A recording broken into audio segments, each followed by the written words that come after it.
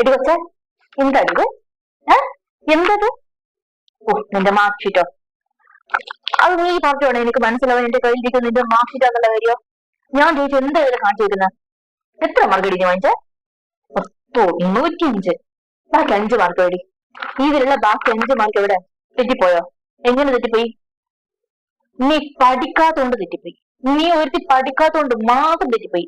ചോദിക്കും പൈസ നിനക്ക്, ചോദിക്കുമ്പോ ബുക്ക്, പെന്ന്, ട്യൂഷൻ വേറെ എന്തിനൊക്കെ അയക്കുന്നുണ്ട്. അപ്പഴത്തെ വീട്ടിലെ കുട്ടിക്ക് മാർക്ക്. ആ കൊച്ചിന് എത്രയാ? 100. അപ്പൊ അവളായിരിക്കല്ലോ ഫസ്റ്റ് അല്ലേ?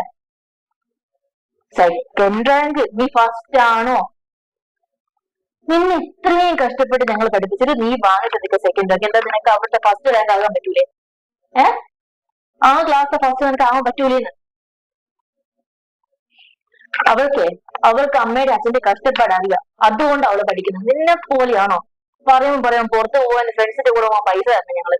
ഗെറ്റ് ടുഗദർ മറ്റേത് മസേജ് വാങ്ങിച്ചു ചെയ്തുകൊണ്ടിരിച്ചു. 24 മണിക്കൂർ നീ പഠിത്തം നടക്കുന്നുണ്ടല്ലോ. ഇതാണ് നില പഠിത്തം.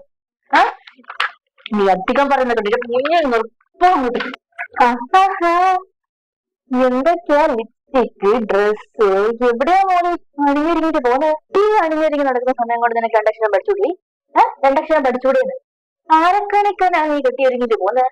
തീർന്നു. മര്യാദക്ക് പോയിരുന്ന പഠിക്കുക. ഞാൻ വരുമ്പോ ക്വസ്റ്റ്യൻ ചോദിക്കും, മര്യാദക്ക് നീ എന്റെ ആൻസർ പറഞ്ഞിട്ടേക്ക്. അപ്പഴാ അവള് പുറത്തേക്ക് ഇറങ്ങി പോവാൻ നിൽക്കുന്നു. ആ പുറത്ത് 6 ട്രെയിൻ എടുത്ത് വന്നാട്ടെ.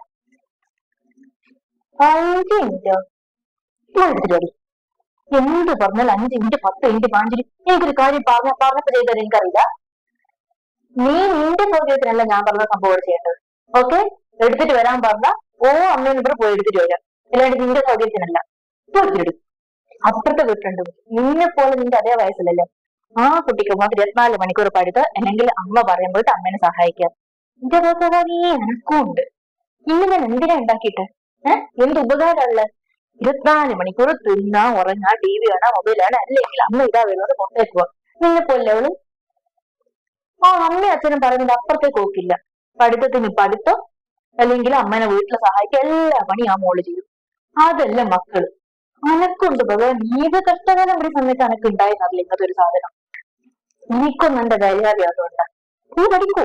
ഇതൊക്കെ നീ പഠിക്കൂ. എപ്പോ നല്ലവാ? നാളെ പറ്റി ഞാൻ ഇല്ലാണ്ടായത്. 24 മണിക്കൂർ അമ്മയെ അതിങ്ങെടുത്ത, അമ്മയെ ഫുഡ്, അമ്മയെ ഡ്രസ്സ് അടി വെച്ച് എല്ലാം ചോദിക്കുമ്പോൾ ഇവിടെ കൈ ഉള്ളത് ഞാൻ കൊണ്ടു തരുന്നില്ല. അതുകൊണ്ടാണ് നടക്കുന്ന എന്റെ വില തിരിയുന്നത്. നാളെ പറ്റി നിനക്ക് എന്തെങ്കിലും ആയി കഴിഞ്ഞാല് നീ സത്യം പറ, അന്ന് നീ അനുഭവിക്കും. അന്ന് ഇന്നല്ല അനുഭവിക്കും.